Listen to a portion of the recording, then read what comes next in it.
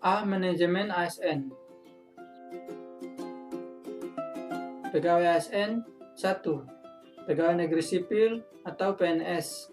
2. Pegawai pemerintah dengan perjanjian kerja PPPK. Kedudukan ASN berada di pusat, daerah, dan luar negeri, namun merupakan satu kesatuan. Pegawai ASN berkedudukan sebagai unsur aparatur negara yang menjalankan kebijakan yang ditetapkan oleh pimpinan instansi pemerintah, serta harus bebas dari pengaruh dan intervensi semua golongan dan partai politik. Peran ASN, perencana, pelaksana, dan pengawas penyelenggaraan tugas umum pemerintahan dan pembangunan nasional melalui pelaksanaan kebijakan dan pelayanan publik yang profesional, bebas dari intervensi politik, serta bersih dari praktik korupsi, kolusi, dan nepotisme. Tugas ASN 1. Melaksanakan kebijakan yang dibuat oleh pejabat pembina kepegawaian sesuai dengan ketentuan peraturan perundang-undangan. 2. Memberikan pelayanan publik yang profesional dan berkualitas. 3. Mempererat persatuan dan kesatuan NKRI. Hak ASN. PNS berhak memperoleh gaji, tunjangan, fasilitas, cuti, jaminan pensiun, jaminan hari tua, perlindungan, dan pengembangan kompetensi. PPPK berhak memperoleh gaji, tunjangan, cuti, perlindungan, dan pengembangan kompetensi. Kewajiban pegawai ASN: setia dan taat pada Pancasila, Undang-Undang Dasar 1945, NKRI, dan pemerintah yang sah. Menjaga persatuan dan kesatuan bangsa, melaksanakan kebijakan yang dirumuskan pejabat pemerintah yang berwenang, menaati kesatuan peraturan perundang-undangan, melaksanakan tugas kedinasan dengan penuh pengabdian, kejujuran, kesadaran, dan tanggung jawab, menunjukkan integritas dan keteladanan dalam sikap, perilaku, ucapan, dan tindakan kepada setiap orang, baik di dalam maupun di luar kedinasan. Menyimpan rahasia jabatan dan hanya dapat mengemukakan rahasia jabatan sesuai dengan ketentuan peraturan perundang-undangan.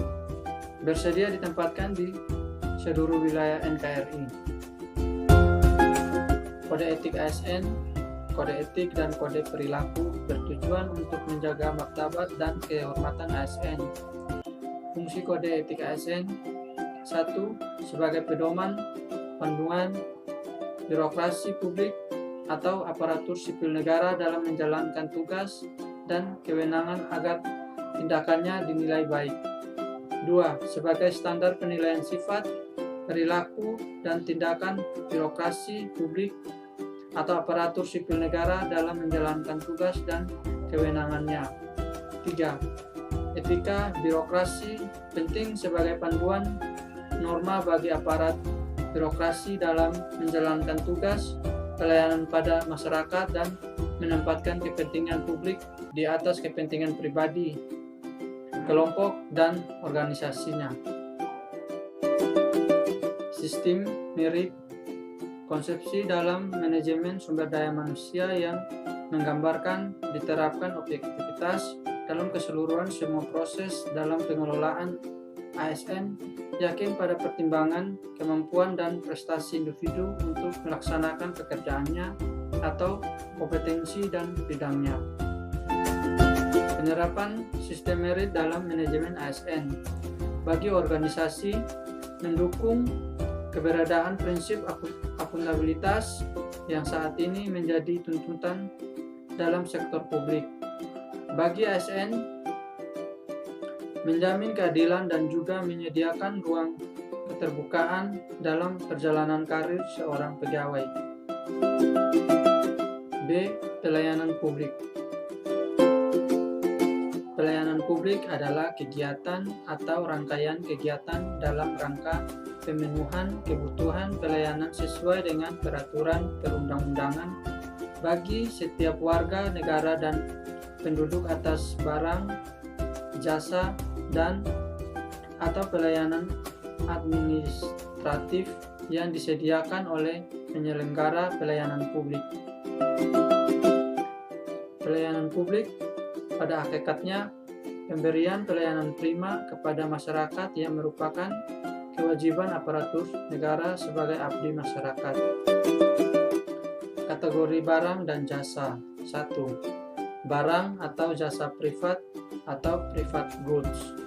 2. Barang atau jasa tol atau toll goods. 3. Barang atau jasa umum atau common pool goods. 4. Barang atau jasa kolektif atau collective goods. Klasifikasi pelayanan publik. 1. Pelayanan administratif, yaitu pelayanan yang menghasilkan berbagai bentuk dokumen resmi yang dibutuhkan oleh publik. 2. Pelayanan barang, yaitu pelayanan yang menghasilkan berbagai bentuk atau jenis barang yang digunakan oleh publik. 3. Pelayanan jasa, yaitu pelayanan yang menghasilkan berbagai jasa yang dibutuhkan oleh publik. 4. Pelayanan regulatif, yaitu pelayanan melalui penegakan hukum dan peraturan perundang-undangan maupun kebijakan publik yang mengatur sendi-sendi kehidupan masyarakat. Prinsip-prinsip pelayanan publik. 1. Responsif terhadap pelanggan atau memahami pelanggan. 2. Membangun visi misi pelayanan. 3. Menetapkan standar pelayanan dan ukuran kinerja pelayanan. 4. Pemberian pelatihan dan pengembangan pegawai terkait bagaimana memberikan pelayanan yang baik. 5. Memberikan apresiasi kepada pegawai. Kendala pengembangan pelayanan prima. 1. Kurangnya komitmen dari aparatur pelayan. 2. Kurangnya pemahaman tentang manajemen kualitas. 3. Ketidakmampuan merubah kultur dan perilaku. Bentuk-bentuk patologi birokrasi. Penyelembungan organisasi, duplikasi tugas dan fungsi, red tape, konflik kewenangan, korupsi, kolusi, dan nepotisme atau KKN enggan berubah.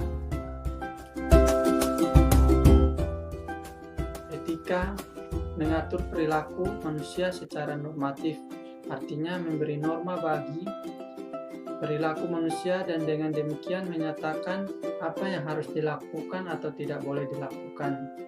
Etiket dasar yang harus dilakukan oleh ASN: politeness, respectful, attentive, kooperatif, tolerance, informality, dan self-control. C. Whole of Government atau WOG. Definisi WOG. WOG adalah sebuah pendekatan yang mengintegrasikan upaya kolaboratif dari instansi pemerintah untuk menjadikan kesatuan menuju tujuan bersama. Juga dikenal sebagai kolaborasi kerjasama antar instansi aktor pelayanan dalam menyelesaikan suatu masalah pelayanan. Mengapa WOG penting?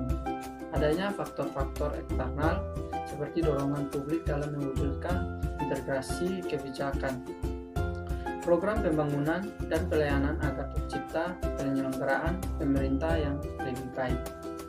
Faktor internal dengan adanya fenomena ketimpangan kapasitas sektoral sebagai akibat dari adanya nuansa kompetisi antar sektor dalam pembangunan, khususnya dalam konteks Indonesia.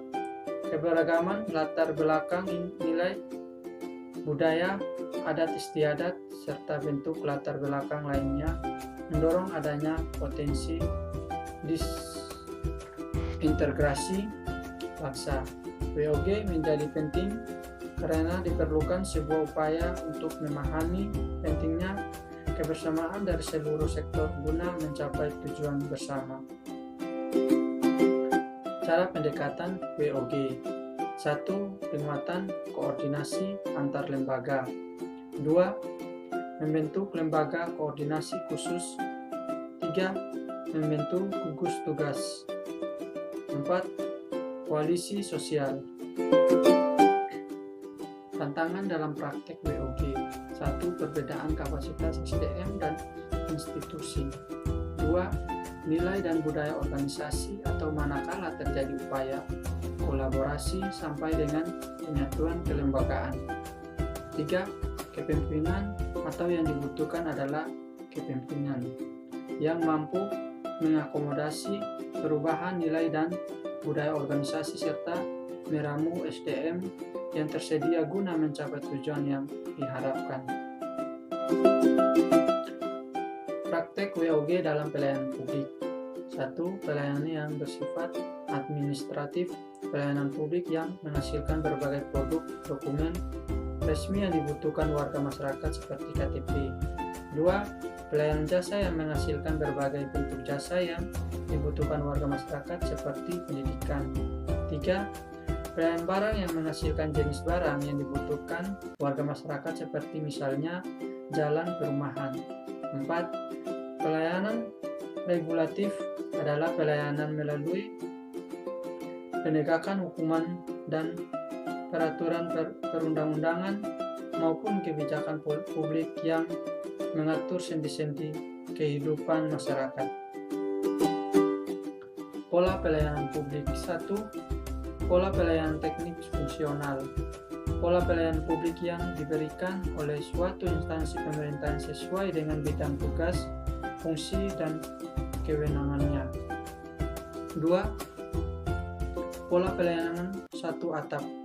Pola pelayanan yang dilakukan secara terpadu pada suatu instansi pemerintahan yang bersangkutan sesuai kewenangan masing-masing. 3. Pola pelayanan satu pintu.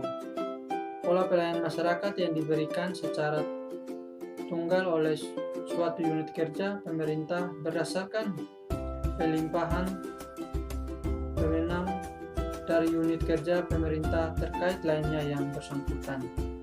4. Pola pelayanan terpusat dilakukan oleh suatu instansi pemerintah yang bertindak selaku koordinator terhadap pelayanan instansi pemerintah lainnya terkait dengan bidang pelayanan masyarakat yang bersangkutan. 5. Pola pelayanan elektronik. Pola pelayanan berbasis teknologi yang pemberian layanan yang bersifat elektronik.